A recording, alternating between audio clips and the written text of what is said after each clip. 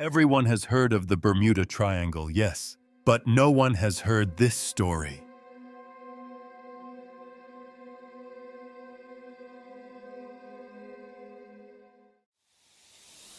The Bermuda Triangle's shadow stretches back to the 1900s, a silent abyss between Miami, Bermuda, and San Juan, devouring ships and planes with no trace. The real unraveling begins in 1945 with Flight 19, 5 Navy TBM Avenger bombers, their 14 crewmen in crisp uniforms, vanishing on a clear December day. Official reports pinned it on Lieutenant Charles Taylor's compass failure, but a 1982 leak from radioman Eddie Voss, a wiry vet with trembling hands, paints a darker picture. His logs capture Taylor's voice. Controls are dead. Hums everywhere. Swallowed by a low pulsing frequency, thudding like a heartbeat through crackling static. Conspiracy hounds trace it to Project Siren, a 1930s Navy experiment off Key West, where engineers in oil-stained coveralls fired ultra-low frequency waves, 10 hertz, rattling teeth, into the Atlantic to jam enemy sonar. They hit something. A signal bouncing back, dated 2066, rasping. The frequency's alive. Rear Admiral Jonas Harker, a steely figure with a clipped mustache, ordered the tapes locked in a steel vault, but whispers escaped.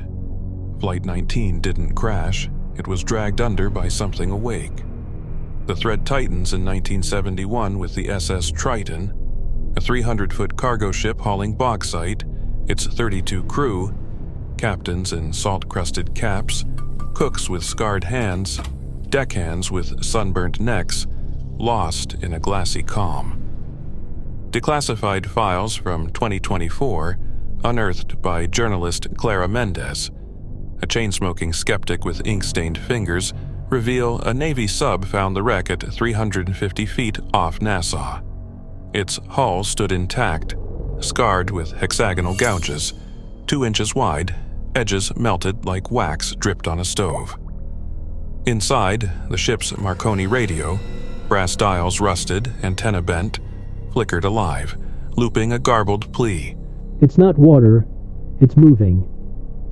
Clara tracked the bosun's widow, Maria Delgado, to a Miami trailer, where she clutched a rosary, her voice quaking. I hear it every night, low, shaking my skull. The theory hardened. Project Siren didn't just ping the deep, it stirred a 2066 anomaly, a force bleeding into 1945, snaring Flight 19, and by 1971, strong enough to claw the Triton under.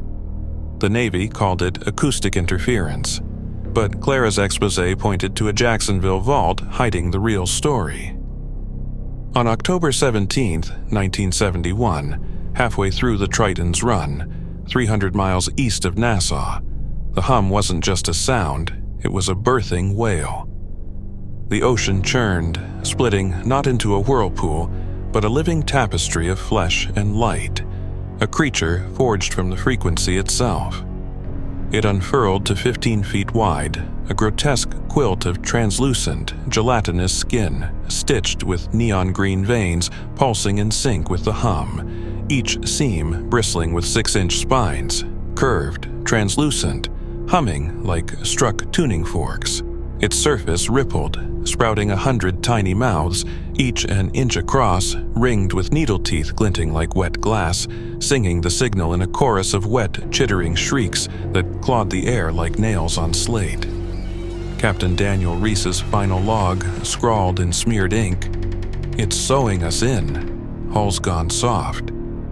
Cut off as the beast enveloped the ship, its spines piercing the steel, stitching the Triton into its glowing hide. The crew's screams melted into the hum, their bodies pressed flat against its skin. Reese's wide eyes, Maria's son's gaping mouth, preserved like fossils in a glowing shroud. This wasn't an alien or time-lost relic.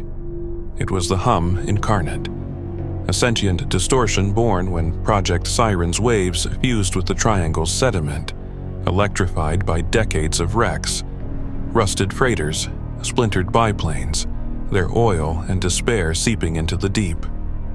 By 2025, fishermen off Bimini whisper of a green glowing water at night, a hum rattling their hulls, loosening bolts with a faint ping.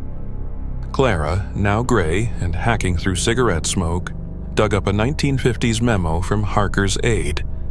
Frequency's growing. Stop all signals or it wakes fully. The 2066 voices weren't human pleas. They were the creature's first cries, a future echo of its hunger. Every radio call, every sonar ping since 1938 has fattened its quilted bulk. Now a 300-mile-wide cocoon pulsing green beneath the waves, stitching itself tighter with each lost signal. What if it's not just feeding, but listening, waiting for the last note to unravel us all?